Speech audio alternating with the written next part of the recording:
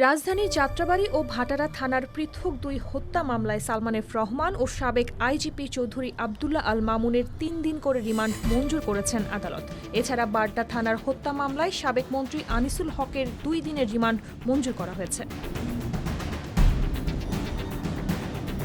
বুধবার ঢাকার সিএমএম আদালতে তাদের হাজির করা হলে শুনানি শেষে এই আদেশ দেন বিচারক। একই সাথে এদিন রাজধানীর বিভিন্ন থানার হত্যা ও হত্যাচেষ্টা মামলায় আনিসুল হক, সালমান এফ রহমান, সাবেক মেয়র আতিকুল ইসলাম ও চৌধুরী আবদুল্লাহ আল মামুনকে নতুন করে গ্রেফতার দেখানো হয়েছে। জুলাই আন্দোলনকে প্রতিহত করতে অভিযুক্তরা প্রত্যক্ষ ও পরোক্ষভাবে যুক্ত ছিলেন বলে আদালতে যুক্তি তুলে ধরেন রাষ্ট্রপক্ষ। পরে আসামি পক্ষের আইনজীবীরা রিমান্ড বাতিল চেয়ে জেল গেটে জিজ্ঞাসাবাদের আবেদন করেন। উভয় পক্ষে শুনানি শেষে এই আদেশ দেন বিচারক।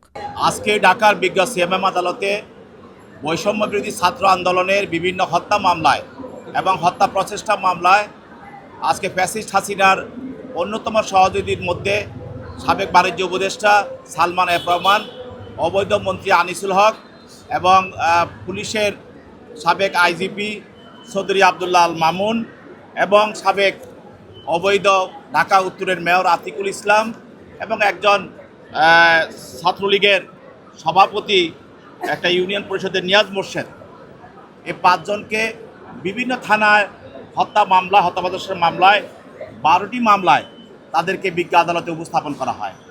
তার মধ্যে ৩টি মামলায় রিমান্ড প্রার্থনা ছিল। একটি মামলা সেটা হলো যাত্রাবাড়ি একটি মামলায়, সেখানে একটি হত্যা মামলা। এই মামলায় চৌধুরী আবদুল্লাহ আল মামুনকে ৩ দিনের রিমান্ড মঞ্জুর করা হয় এবং যাত্রাবাড়ি আরেকটি ভাটা থানা একটি মামলায় সালমান এফ রহমান তার বিরুদ্ধে ৩ দিনের রিমান্ড মঞ্জুর করা হয় এবং সাবেক অবৈধ মন্ত্রী আনিসুল হকের বিরুদ্ধে ভাটা থানার একটি হত্যা মামলায় ২ দিনের রিমান্ড মঞ্জুর করা হয় এবং তাদের বিরুদ্ধে রিমান্ড মঞ্জুর করা হয়। তাদের পক্ষে তাদের আইনজীবীরা ছিল, অন্যান্য আসামির পক্ষেও আইনজীবীরা ছিল। তারা রিমান্ড বাতিলের পূর্বক জামিনের প্রার্থনা করেছিলেন এবং প্রসিকিউশনের বক্তব্য শুনে এবং আসামি পক্ষের আইনজীবীদের বক্তব্য শুনে বিজ্ঞ আদালত এই ৩ জনের বিরুদ্ধে রিমান্ড মঞ্জুর করে তাদেরকে তদন্তকারী কর্মকর্তার কাছে জিজ্ঞাসাবাদ করার জন্য হেফাজতে প্রদান করেন। আর বাকি যাদেরকে রিমান্ড দেওয়া হয় নাই, সৌন্দর্য করা হয়েছে বা গ্রেপ্তার দেখানো হয়েছে, তাদেরকে জেল হাজতে প্রেরণ করেন।